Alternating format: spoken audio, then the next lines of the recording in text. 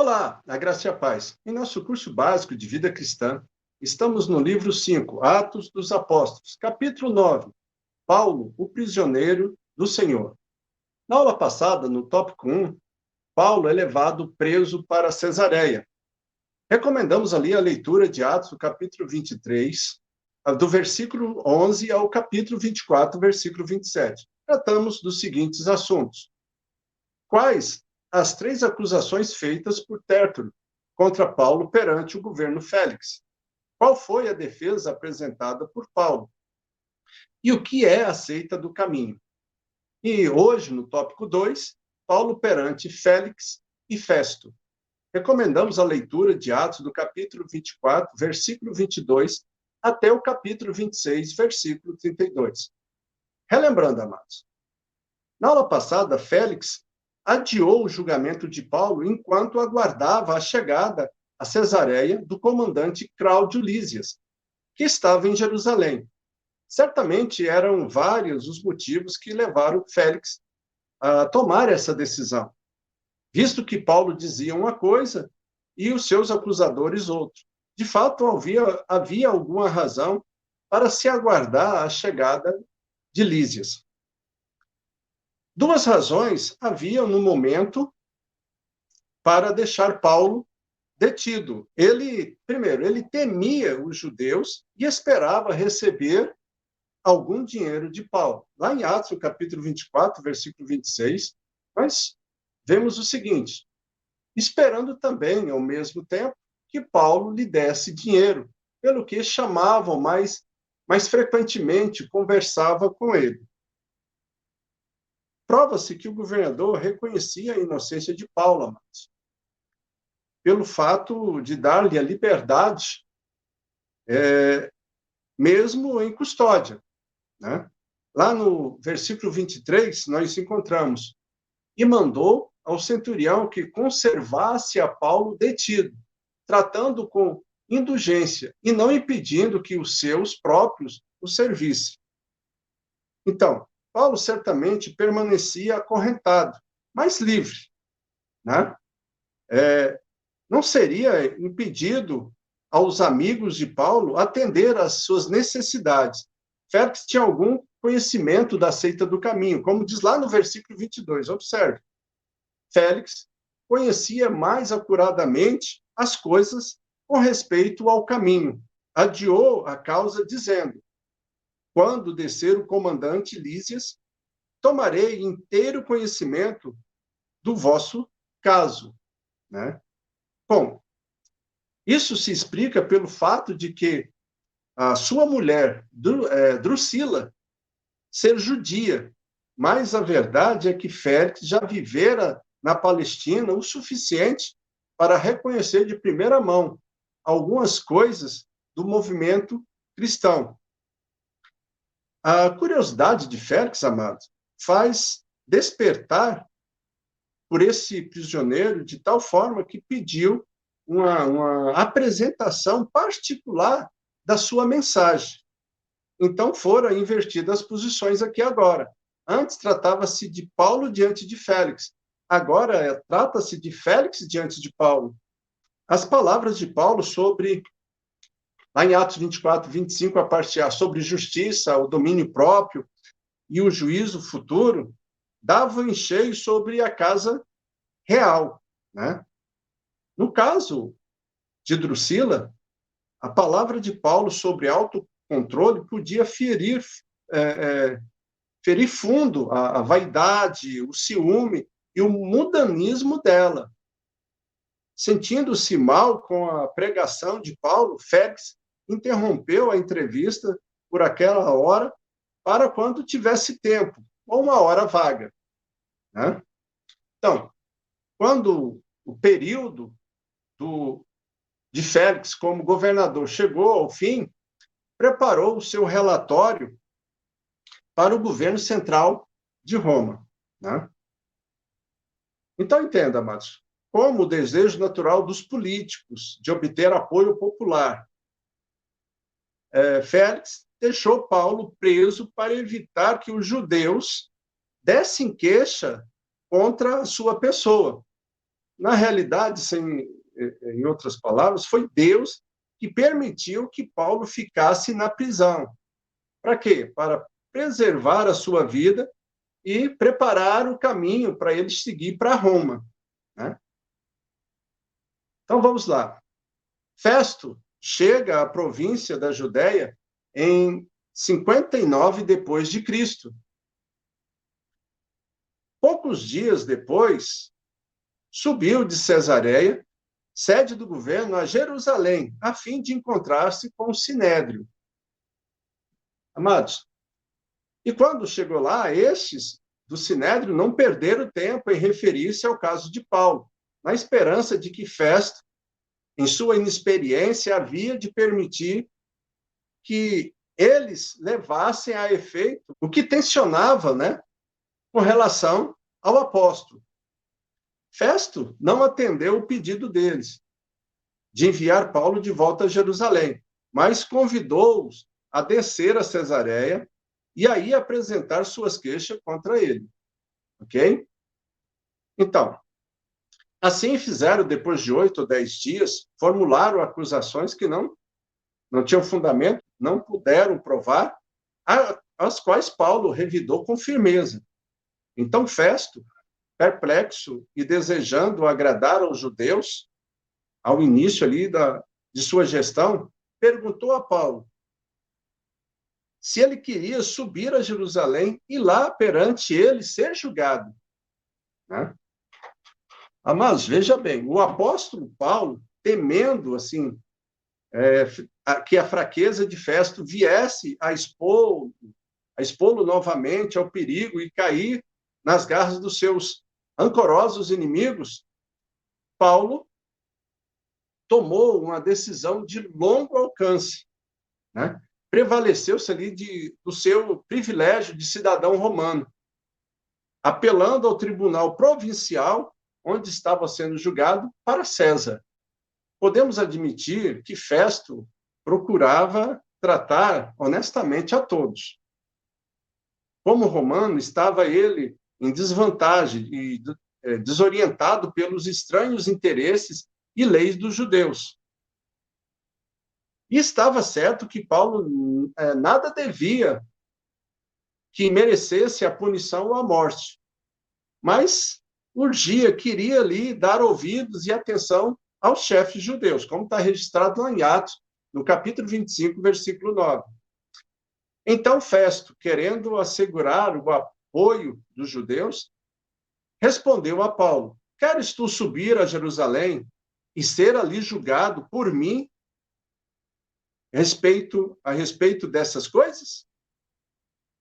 Então, muito provavelmente, ele pretendia acalmar os judeus, levando Paulo a ser julgado em Jerusalém. E talvez atendendo ao desejo dos líderes judeus.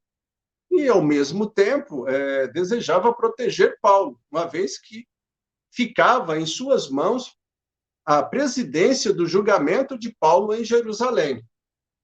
É importante notar, amados, que Festo não admitia que Paulo fosse julgado pelo Sinédrio, mas que apenas fosse julgado em Jerusalém. Lá em Atos, no capítulo 25, versículo 12, diz: então Festo, tendo falado com o conselho, respondeu: para César apelaste, para César irás.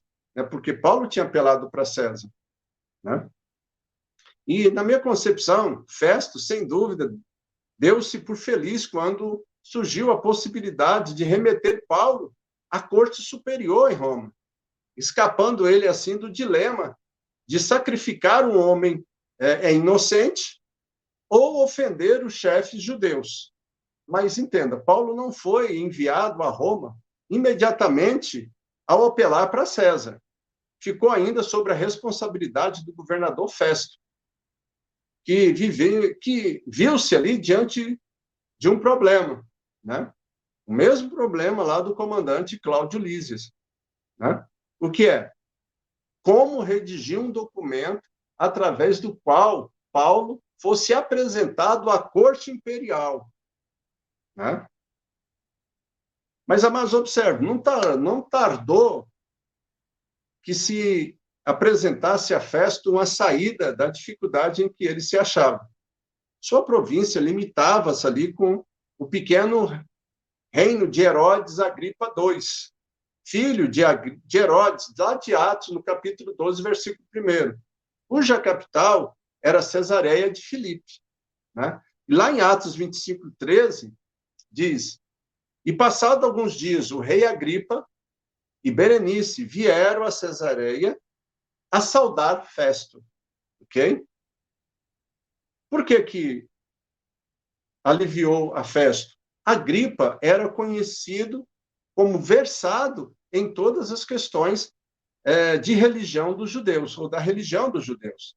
Em outras coisas, cabia-lhe o direito de nomear os sumos sacerdotes dos judeus, além de estar sobre a guarda dele as vestes cerimoniais por eles usados ali uma vez por ano, no grande dia da expiação.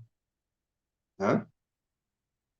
Vindo daí a ter sido chamado algumas vezes, não muito apropriadamente, de o cabeça secular da igreja judaica. Por isso, quando ele e a irmã vieram a Cesareia, Festo procurou Agripa para ajudar na formulação do documento, através do qual Paulo seria enviado como prisioneiro à cidade de Roma. Então, era necessário entender a base fundamental da acusação do Sinédrio, para comunicar ao imperador. A dificuldade de Festo girava em torno de um certo morto chamado Jesus, a quem Paulo afirmava estar vivo. Atos 25, versículo 19, a parte B. Amados, o apóstolo Paulo deixava bastante claro o alvo de suas atividades, apesar da falta de compreensão do procurador, do governador Festo. Agripa ficou interessado e manifestou o desejo de ver esse homem. Foi assim que, no dia seguinte, Festo, Agripa, Berenice apresentaram-se em uma grande, pomposa e luxuosa comitiva, né, do procurador e dos principais personagens de Cesareia. Paulo foi trazido à presença de todos e Festo apresentou-se a Agripa. E este deu permissão ao apóstolo para expor o caso. Mas onde está isso na palavra de Deus? Lá em Atos, no capítulo 25, versículo 23. De fato, no dia seguinte, vindo Agripa e Berenice com grande pompa, tendo eles entrado na audiência juntamente com os oficiais superiores e homens eminentes da cidade, Paulo foi trazido por ordem de Festo. Mas observe aqui, esse versículo está falando o quê? Tratava-se de um auditório constituído de elementos de destaque, né, na vida política, social, militar, gente culta e rica. Né? E, como já vimos, esta reunião não tinha por finalidade o julgamento de Paulo, uma vez que ele já havia apelado para César. Mas, todavia, aquele encontro resultaria a determinação dos dizeres, a formulação do documento que justificaria a acusação contra Paulo. Né? E Paulo, então, achou por bem valer-se da oportunidade para dar o seu testemunho àquele grupo de pessoas importantes. E aproveitar e pregar o evangelho, né, amados? E falou da manifestação do poder de Deus em sua vida. Então, Paulo tinha motivos para se alegrar pela oportunidade que lhe era dada para explicar pessoalmente o seu caso e também proclamar o evangelho de Cristo perante os mais altos líderes dentre os judeus. Isto era um fato de grande importância, pois Agripa conhecia os costumes e as controvérsias da gente judia. Né? Então, depois de Paulo iniciar a sua fala, né, Paulo começa as palavras de gratidão a Agripa. Paulo tratou dos pontos mais relevantes da sua vida. Primeiro, a sua vida e ministério do seu judaísmo completo. Atos, capítulo 26, versículo 4 e versículo 11. Quanto à minha vida, desde a mocidade, como decorreu desde o princípio entre o meu povo e em Jerusalém, todos os judeus a conhecem. Versículo 11. Muitas vezes os castiguei por todas as sinagogas, obrigando-os até a blasfemar. E demasiadamente enfurecido contra eles, mesmo por cidades estranhas, os perseguia. Segundo, de sua conversão a caminho de Damasco, que só poderia ser explicado por uma intervenção de Deus. Aí é no versículo 13 e 14. Tá? Ao meio-dia, ó rei, indo eu a caminho fora, vi uma luz do céu, mais resplandecente do que o sol, que brilhou ao redor de mim e dos que iam comigo. E caindo todos nós por terra, ouvi uma voz que falava em língua hebraica: Saulo, Saulo, por que me persegues? Dura coisa é recalcitares contra os agrilhões. Terceiro, o seu ministério para os judeus e gentios. Versículos 16 e 17. Mas levanta-te e firma-te sobre os teus pés, porque por isso te apareci, para te constituir ministro e testemunha, tanto das coisas em que me viste, como daquelas pelas quais te aparecerei ainda, livrando-te do povo e dos gentios, para os quais eu te enviei. O quarto, a sua vida de obediência à vontade de Deus, o que o levou à prisão. Versículo 21. Por causa disso, alguns judeus me prenderam, estando eu no templo, e tentaram matar-me. Né? Amados, e a quinta, na sua crescente afirmação do Evangelho de Cristo, que foi morto, mas que agora está vivo, sempre fiel para com Moisés e os profetas, e proclamando como a luz para o povo judeu e para os gentios. Versículo 23. Isso é, que o Cristo devia padecer e, sendo o primeiro da ressurreição dos mortos, anunciaria a luz aos povos e aos gentios. Né? O seu judaísmo verdadeiro, afirmou Paulo, podia ser verificado por todos quanto desejassem saber. Pessoa alguma podia negar que ele vivera conforme as mais rigorosas seitas ou partidos da religião dele, como um perfeito fariseu. A esperança que ele alimentava no momento não era nenhuma inovação ou criação sua, mas a verdadeira esperança de Israel. Atos 26, versículo 7, a parte B. E por causa dessa esperança é que sou acusado perante os judeus, ó rei. Versículo 19. Pelo que, ó rei Agripa, não fui desobediente à visão celestial. Agripa tinha que entender que quando Deus fala, o homem não tem outro caminho, senão obedecer. Né? Esta obediência de Paulo incluía um grande volume de serviço, amados, de abnegação, num ciclo de atuação cada vez maior, ou sempre maior, Damasco, Jerusalém, Judéia e o mundo gentil. Né? E era baseado no arrependimento, na conversão, na prática de obras dignas de serem imitadas. Para Festo, um oficial romano, pagão, ignorante das Escrituras, um discurso público, com descrições de visões, revelações e ressurreição, era demais. E foi a esta altura que Festo interrompeu Paulo em seu discurso. lá no versículo 24, a parte B. Estás louco, Paulo? As muitas letras te fazem delirar? A eloquência de Paulo foi interrompida, mas não na sua firme confiança. Agripa, profundo conhecedor do judaísmo, estaria, por certo, impressionado com as palavras de Paulo, no versículo 26. Porque tudo isso é do conhecimento do rei, a quem me dirijo com franqueza, pois estou persuadido que nenhuma dessas coisas lhe é oculta, porque nada se passou aí, em algum recanto. Né? Observe, as raízes de muitas religiões, amados, estão enterradas ali na poeira e nas lendas e superstições. O cristianismo, por sua vez, está fundamentado em princípios e eventos documentados pela história e por testemunhas fidedignas e verdadeiras.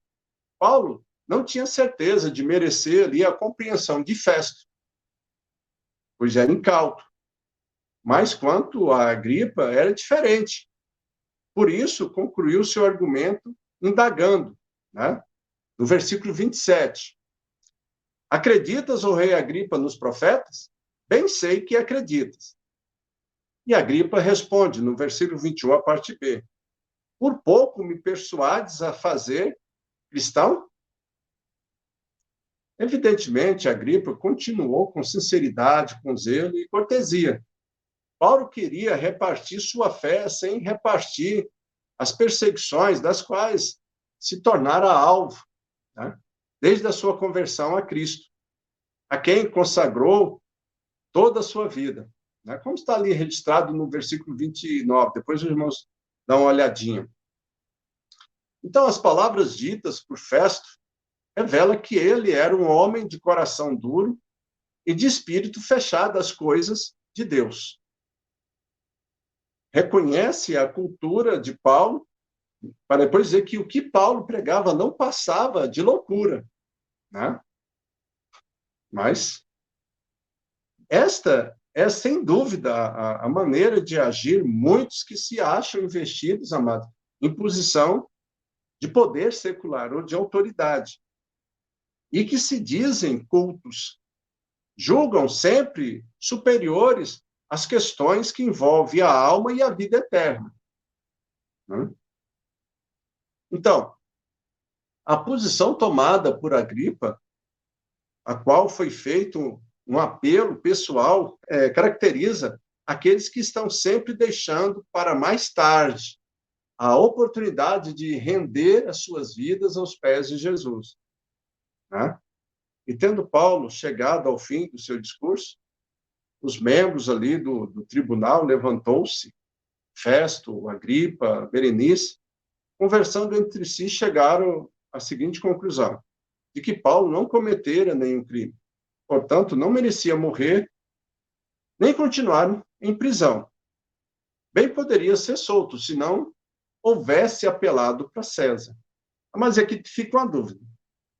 Não se sabe ao certo se a lei romana determina que, uma vez feita a apelação para César, o processo deveria continuar. Tá? Ou se Festo simplesmente aproveitou da situação e escondeu-se atrás dessa conclusão para evitar um problema com os judeus. Mas de tudo que nós podemos apurar até aqui, o que que nós devemos ter em mente, fora de uma ou de outra especulação, é que, acima de tudo, Deus era o responsável não só pelo que havia acontecido, mas também pelo que haveria de acontecer na vida do apóstolo Paulo, dali em diante, ok? Nós já estamos encerrando, né?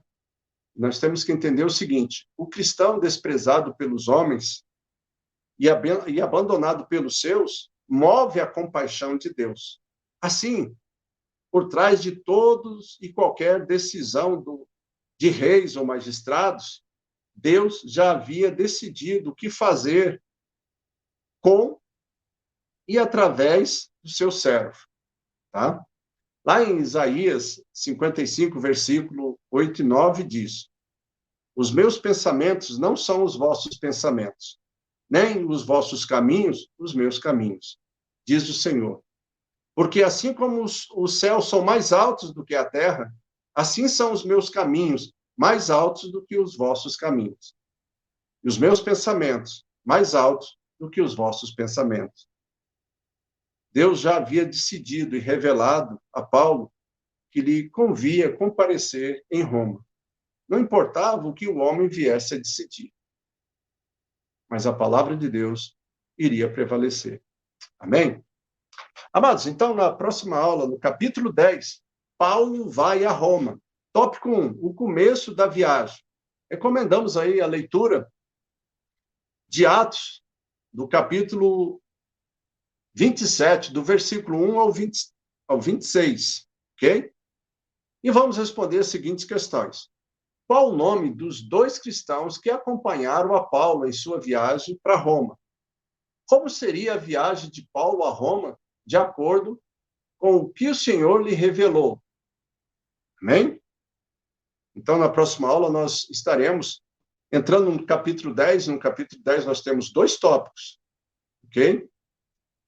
E nós pedimos aí aos irmãos que esteja divulgando o canal, esteja estudando com seus amigos, parentes, né, sobre a palavra de Deus, para que todos nós possamos crescer em conhecimento e graça. Nós temos uma missão aqui na Terra, de pregar o Evangelho, de dar razão da nossa fé. Então, para nós darmos razão da nossa fé, nós temos que ter conhecimento. E por isso que nós pedimos para você, para que você deixe aí o seu like, que você use esse vídeo com outras pessoas, veja esse vídeo com outras pessoas, discuta com eles a respeito do assunto, né? Faça o seu comentário se você tem alguma dúvida, alguma questão, deixa ali a sua pergunta, nós estaremos te respondendo. E que o Senhor possa nos abençoar nessa jornada, né? Para que quando nós formos questionados a respeito do que nós fizemos, nós possamos apresentar ao Senhor aquilo que Ele nos deu para fazer. Amém? Que Deus abençoe a todos e até a próxima aula.